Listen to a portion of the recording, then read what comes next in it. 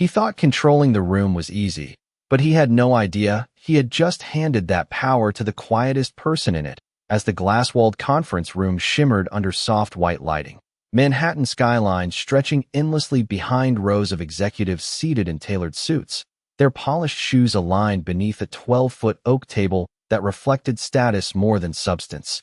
And at the far end stood Daniel Brooks, confident, composed, the kind of man who believed authority came from volume and presence alone.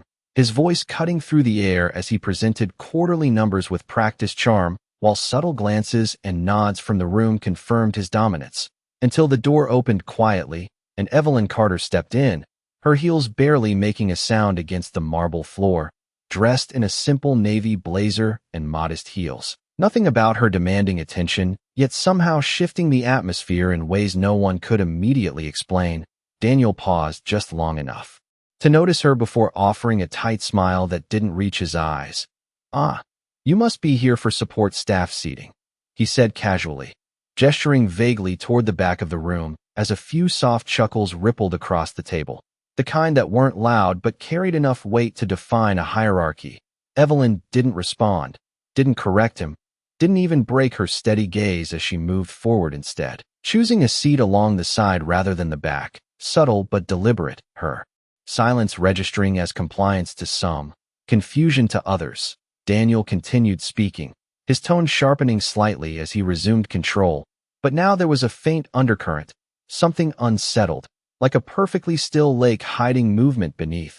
Minutes passed as charts flickered across the screen, revenue projections, expansion strategies, every word reinforcing Daniel's authority while Evelyn remained still, hands folded, eyes attentive, absorbing everything, the room gradually, forgetting her presence the way people forget background noise, until Daniel circled back, his confidence swelling again. "And of course, these decisions require a level of expertise," he added, glancing briefly in her direction.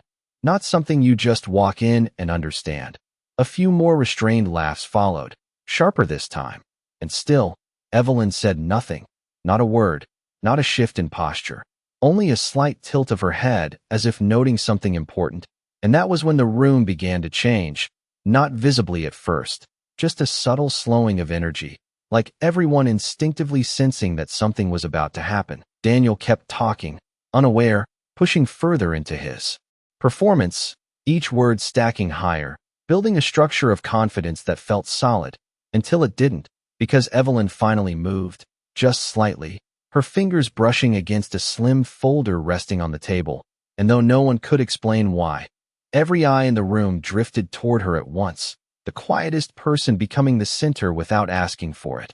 And in that moment, without raising her voice, without demanding attention, she had already begun turning the room, and Daniel didn't even realize it yet. The first crack had already formed beneath his feet, and the silence that followed wasn't empty, it was waiting.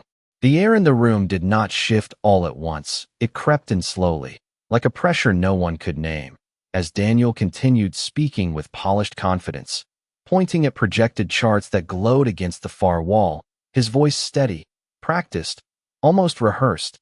But now there was something else beneath it, a subtle hesitation that had not been there before, because even though he did not look directly at her, he could feel it, the weight of Evelyn's silence, not passive, not uncertain, but intentional, as if she were listening for something more than just numbers. And one by one, others in the room began to notice it too, small things at first, a senior analyst glancing away from the screen toward her, a board member shifting in his seat, fingers tapping more slowly against a leather notebook, as if the rhythm of the meeting had been disrupted by something invisible. Daniel cleared his throat and moved forward, pushing harder, layering his authority into every sentence. "As you can see, these projections leave no room for error," he said firmly, his tone sharpening as he paced a few steps along the length of the table. "Every variable has been accounted for." But the words did not land the same way anymore, not after that silence had taken root. And then it happened, not loudly, not dramatically, just a slight movement. Evelyn reaching into her folder again, this time lifting a single page and placing it flat against the polished surface of the table. The soft sound of paper meeting would somehow louder than anything Daniel had said in the last 5 minutes, and without asking permission, without raising her voice, she spoke. I believe one variable was missed, her tone calm, almost gentle, yet it cut through the room with a clarity that made every head turn at once. Daniel paused mid-step, his expression tightening just slightly, the faintest crack in his composure. I am sorry, he replied, a hint of disbelief slipping into his voice. But Evelyn did not rush, did not fill the silence. She simply slid the document forward, letting it travel across the table until it stopped directly in front of him, her eyes steady, unwavering. And now the room was no longer watching Daniel. They were watching her, waiting, sensing that something had shifted beyond recovery. Daniel glanced down, at first dismissively, as if expecting something trivial, but then his eyes slowed, scanning the page, and for the first time since the meeting began, he did not speak immediately, a quiet tension spreading outward as seconds stretched, longer than they should have. Someone leaned forward, another adjusted their glasses, and the low hum of confidence that once filled the room began to dissolve into something sharper, something more alert, because whatever was on that page, it was not small, and Evelyn knew it, not from the way she spoke, but from the way she did not need to, her silence now louder than any argument. And Daniel, standing at the head of the table, realized too late that the room was no longer his to command. Daniel's fingers tightened slightly around the edge of the paper, a subtle movement that did not escape the watchful eyes around the table, and for a man who had built his reputation on immediate answers, on sharp responses and controlled pacing, the hesitation was unmistakable, his gaze moving line by line across the document as the confidence that once defined his posture began to shift into something less certain, more calculated. This appears to be an outdated projection, he said finally, attempting to regain ground, his voice steady but lacking its earlier ease. Yet the room did not follow him this time, because they had already seen the pause, already felt the break in rhythm, and Evelyn did not interrupt, did not argue. She simply remained seated, hands resting calmly in front of her, allowing the weight of his words to hang in the air without support. A senior board member leaned forward, adjusting his glasses as he glanced between Daniel and the document. Outdated? He asked, not confrontational, but curious in a way that shifted the balance further. Daniel nodded quickly, seizing the opening. Yes, it does not reflect the most recent adjustments, he added. But even as he spoke, there was a flicker of uncertainty, because he knew something was not aligning. The numbers, the formatting, the timestamps, they were too precise, too intentional to be dismissed so easily. And Evelyn finally spoke again, her voice calm, measured. The data is from last Friday, she said softly. And that was all. No accusation, no emphasis, just a statement placed exactly where it needed to be. And the room reacted instantly, a low murmur spreading like a ripple through still water, eyes shifting back to Daniel, waiting, expecting clarification, explanation, something to restore the certainty he once carried so effortlessly. But Daniel did not respond immediately this time, his eyes returning to the page, scanning more carefully now, slower, as if searching for an escape that was no longer there. The silence stretched, heavier now, more defined, and someone at the far end of the table cleared their throat. Another leaned closer to see the document, the collective attention no longer his to direct. Evelyn's presence expanding without force, without effort, simply by existing within the truth she had introduced. And then Daniel spoke again, but the tone had changed, less commanding, more defensive. Even if that is the case, it does not significantly impact the overall strategy, he said, but the words felt thinner, less anchored, because the room was no longer listening for confidence, they were listening for accuracy, and Evelyn did not rush to respond. She allowed that statement to settle, to be considered, before she gently added, "It changes the margin by 12%. And this time, the reaction was immediate. Chairs shifted, heads turned sharply, someone whispered under their breath, and the quiet tension that had been building reached a new edge, because 12% was not a detail. It was a fracture, and Daniel knew it, his composure holding, but only just, as the realization settled in, not just that he had missed something, but that the room had seen it happen, that they had witnessed the moment his control slipped, and Evelyn, still composed, still calm, had not raised her voice once, yet she had already begun to turn them, one fact at a time. The room did not recover from that number. 12% lingered in the air like something tangible, something no one could ignore, and Daniel felt it, not just in the silence, but in the way the room had turned away from him without moving, eyes no longer waiting for his direction, but searching for clarity elsewhere. He straightened his posture, adjusting his jacket as if reclaiming control through appearance alone. Margins fluctuate, he said, forcing a measured tone. That is why we build flexibility into our projections. But even as he spoke, the conviction behind his words had thinned, because now every sentence was being weighed, examined, no longer accepted at face value. A woman near the center of the table leaned forward, her voice calm but precise. 12% is not fluctuation, Daniel.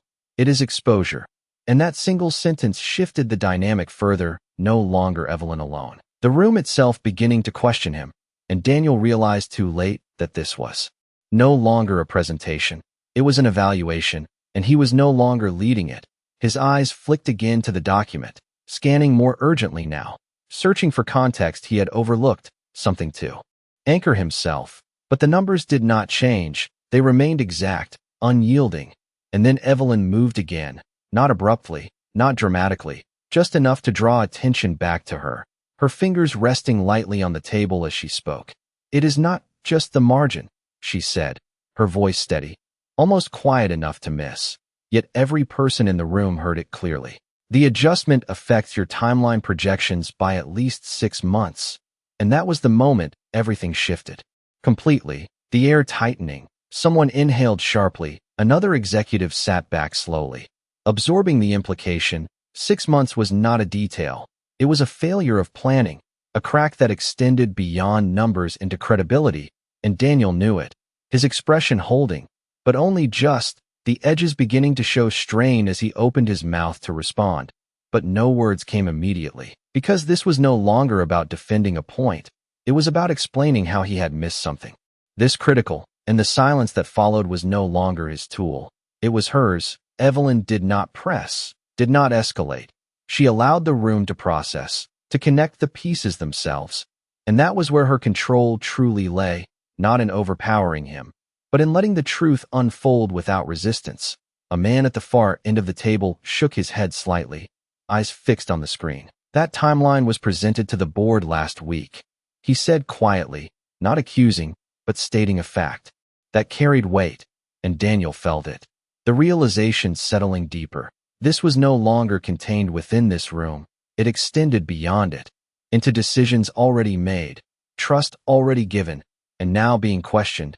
He finally spoke, but the tone had shifted completely, no longer commanding, no longer certain. We can revisit the projections, he said, but it sounded like retreat, not leadership, and Evelyn, still composed, still calm, offered no reaction, because she did not need to. The room had already moved, the balance had already shifted, and Daniel, standing where he once held control, now stood at the center of something he could no longer manage, the weight of every eye no longer supporting him, but measuring him, and the quiet woman he had dismissed without a second thought had turned the entire room without ever raising her voice. By the time Daniel stepped back from the table, it was no longer a matter of control, it was a matter of survival, and everyone in the room could feel it, not in anything dramatic, but in the absence of certainty that once defined him, the kind of absence that echoes louder than any confident voice ever could. He adjusted his tie again, a small gesture that now seemed more like an attempt to hold himself together than to present authority. We will need to reassess certain assumptions, he said, carefully, choosing each word with precision. But the shift was unmistakable. He was no longer leading the conversation, he was responding to it, and the room knew the difference. A board member who had remained silent until now finally spoke, his voice measured but firm. Why was this not identified before the proposal was finalized? And the question did not come with anger, it came with expectation, the kind that carries more weight than any raised voice. Daniel opened his mouth, but again, the answer did not come immediately, because the truth was simple and difficult at the same time. He had not seen it, and now everyone knew. The silence stretched again, but this time it pressed against him, not around him. And then, almost instinctively, eyes turned back to Evelyn, not because she demanded it, but because she had become the only stable point in a room that had just shifted. She did not look around, did not acknowledge the attention. Her gaze remained steady, grounded, as if she had expected this moment long before anyone else realized it was coming. The data was available, she said calmly, not as an accusation, but as a fact. It was just not included in the final review. And that was all. No judgment, no emphasis, just clarity. And it landed heavier than anything Daniel had said all afternoon, because it did not attack him. It revealed the gap he could not explain. A quiet murmur moved through the room again. But this time it was different. Not curiosity, not uncertainty, but conclusion, the kind that forms when enough pieces fall into place, and Daniel felt it. The shift from questioning to understanding. And that was where the true loss happened. Not when he was challenged, but when the room no longer needed to challenge him to see what had happened. He took a breath, slower now, measured, trying to regain some sense of footing. "We can correct this moving forward," he said, but even that sounded smaller than it should have, because it was no longer about correction. It was about trust, and trust does not rebuild in the same moment it breaks. Evelyn remained still, her presence unchanged, not triumphant, not reactive, simply composed, as if this outcome was never about winning, but about allowing the truth to stand on its own. And one by one, people began to shift in their seats, some leaning back, others glancing at one another, silent confirmations passing between them. The room had already decided, and Daniel, standing at the center of it, realized that no amount of words could bring it back. Because the moment had already passed, and it had not been loud, it had not been dramatic, it had been quiet, precise, and irreversible. And Evelyn, the woman he had dismissed without a second thought, had turned everything without ever raising her voice, proving that sometimes the strongest shift does not come from speaking louder, but from knowing exactly when to speak at all. The silence that followed was no longer uncertain. It was settled, defined, and impossible to reverse. The kind of silence that does not ask questions because it already knows the answers. And Daniel felt it in the way no one rushed to fill it for him. No one stepped in to support. No one redirected the conversation back to safer ground. Because there was no safe ground left. Only what had been revealed and what it meant. He looked around the table, expecting perhaps a familiar nod, a sign of alignment. But what he found instead were measured expressions, analytical, distant, the same way he had once looked at others when their numbers did not hold. And for the first time, he understood exactly how exposed that felt. "We can reconvene after a full review," he said, his voice quieter now, not weak, but no longer commanding, as if the authority had slipped out of it without permission, and no one objected. But no one agreed either. The room simply absorbed the statement and moved past it, because the focus had already shifted beyond him. A senior executive closed his folder slowly, his eyes moving toward Evelyn. "How did you catch this?" he asked, and the question was not casual. It carried weight, recognition, and something else, respect. And that was when the final shift happened, because for the first time since she entered the room, Evelyn became the one being addressed directly, not as an interruption, not as an afterthought, but as the person holding clarity. She did not react immediately. She allowed the question to sit for a moment, just long enough for everyone to feel it, then answered simply. "I reviewed the underlying data sets instead of the summary report," her tone even, unembellished, as if the answer required no performance. And yet it said everything. The difference between assumption and verification, between presentation and truth. A few heads nodded subtly, not in agreement with her words, but in recognition of what they implied. And Daniel heard it too, not just what she said, but what it revealed about what he had not done. The gap between them now unmistakable, not in position, but in precision. And he realized then that this was never about a single mistake. It was about the approach that allowed it to exist. The room shifted again, but this time it was quieter, more internal, decisions forming behind composed expressions, future conversations already being imagined. And Evelyn remained exactly as she had been from the beginning, calm, steady, unchanged by the outcome, because she had never been reacting to the room. She had been guiding it, not with force, not with volume, but with timing. And as the meeting slowly dissolved into smaller conversations, documents closing, chairs moving, the structure that once held Daniel at the center no longer existed, and he stood there for a moment longer than necessary, holding on to a space that had already moved on without him, while across the table, Evelyn gathered her folder with the same quiet precision she had shown from the start, not looking around, not acknowledging the shift she had created because she did not need to. The room had already done that for her, and in that moment, it became clear to everyone present that control is not always taken. Sometimes it is simply revealed when someone knows exactly when to speak and when to remain silent. The meeting did not end with a clear conclusion.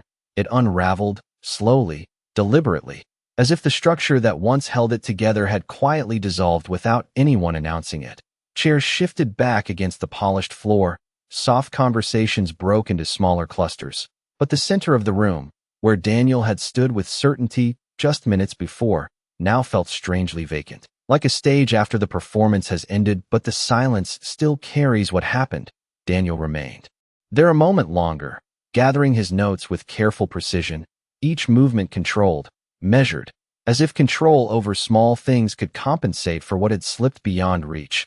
No one approached him directly, no one challenged him further, and that absence said more than any confrontation could have. Across the table, Evelyn stood, closing her folder with the same quiet composure she had maintained from the beginning. And as she turned slightly to leave, a voice stopped her.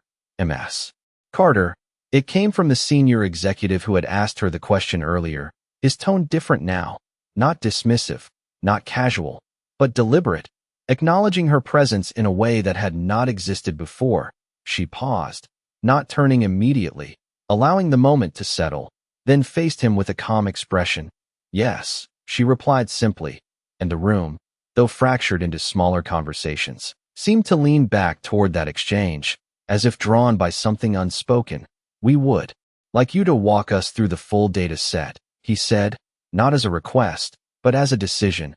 And that was the moment the shift became official, not implied, not subtle, but recognized. Daniel's hand paused briefly over his documents, the smallest hesitation, almost imperceptible, but enough, because he understood what that meant. The room was no longer looking to him for answers. It was looking to her. Evelyn did not show surprise, did not acknowledge the weight of the moment. She simply nodded once. "Of course," she said, her voice steady. And as she stepped forward toward the head of the table, the same place Daniel had occupied, the contrast was impossible to ignore. She did not fill the space with presence. She did not raise her voice. Yet the attention followed her naturally, effortlessly, the projection screen still glowing faintly behind her as she opened her folder and began arranging the documents with quiet precision. And as she spoke, explaining the data, not with performance, but with clarity, the room listened differently, not because she demanded it, but because she had earned it. Each word grounded, each point supported, no excess, no embellishment. And Daniel, now seated among the others, listened as well, not as the leader, but as one of many, the shift complete, not through confrontation, not through force, but through something far more decisive, the undeniable presence of truth revealed at exactly the right moment. And as Evelyn continued, the room no longer questioned whether she belonged there, because that question had already been answered, quietly, completely, and without needing to be said at all. The room no longer needed to be guided. It followed her naturally, every word Evelyn spoke landing with quiet precision as the projection screen shifted to her data, clean, structured, undeniable. She did not rush, did not dramatize. She simply walked them through what had always been there. The overlooked variables, the misaligned assumptions, the 12% that had been dismissed as insignificant now fully exposed in context. And as she spoke, something deeper unfolded, not just the correction of numbers, but the restoration of clarity, the kind that reveals not only what went wrong, but how it was allowed to go unnoticed. Executives leaned forward, no longer distracted, no longer divided, their attention unified in a way it had never been under Daniel's presentation. Because this was not about persuasion, it was about truth, and truth does not need to compete for attention. It commands it. Daniel sat still, his hands resting on the table, listening as each layer of the analysis unfolded, recognizing the thoroughness, the discipline, the approach that he had bypassed, and for the first time, the realization settled fully, not as embarrassment, but as understanding. This was not a moment that could be recovered with words, it was one that had to be accepted. Across the table, a board member nodded slowly.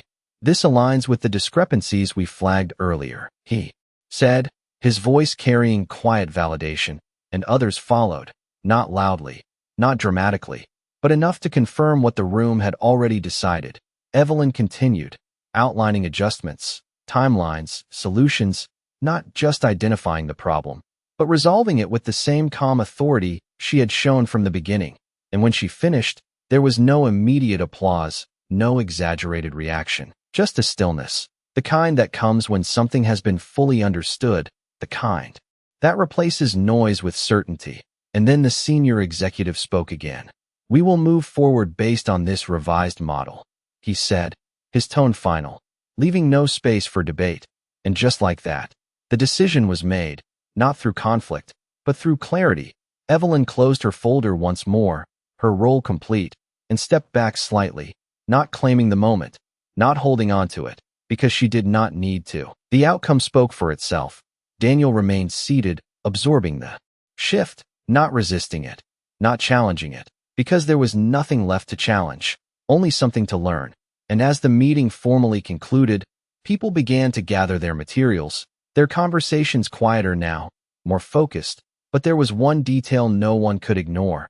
The room had changed, not because someone forced it to, but because someone understood exactly how to reveal what mattered most. And as Evelyn turned to leave, passing through the same door she had entered, without recognition, she did so differently, not because she had demanded respect, but because she had demonstrated it in a way no one could overlook. And behind her, the room remained still for a moment longer, holding on to what had just happened, because some shifts do not echo loudly, they settle deeply, and once they do not move back.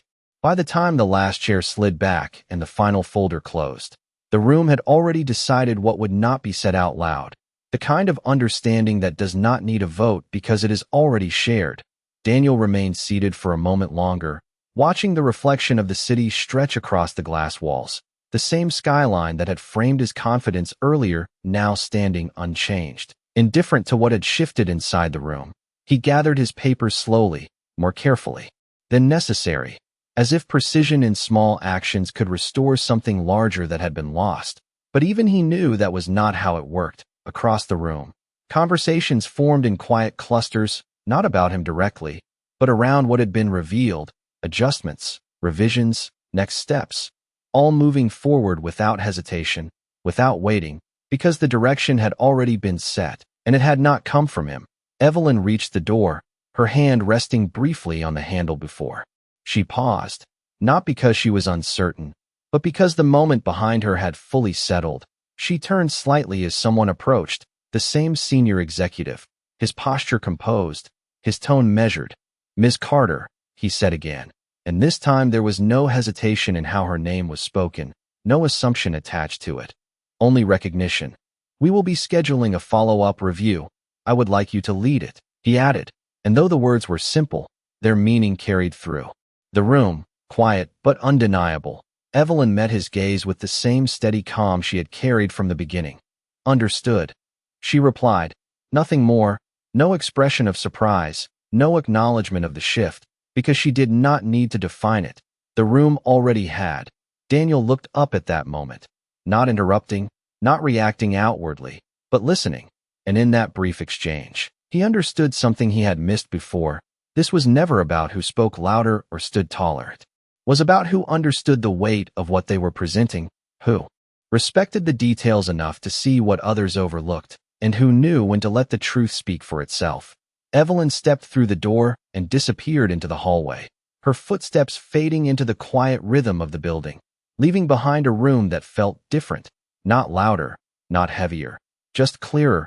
And Daniel finally stood, straightening his jacket once more, not as a performance this time, but as a quiet acknowledgement that something had changed, something he could not undo, but could choose to learn from. He walked toward the same door, pausing for a brief second before stepping out, and behind him, The room remained still, holding on to the moment that had unfolded without force, without noise, because sometimes the most powerful shift does not come from proving someone wrong. It comes from revealing what is right at exactly the moment it cannot be ignored. And that day, everyone in that room saw what quiet confidence truly looks like, not in dominance, but in precision, not in interruption, but in timing, and once they saw it, they could not unsee it.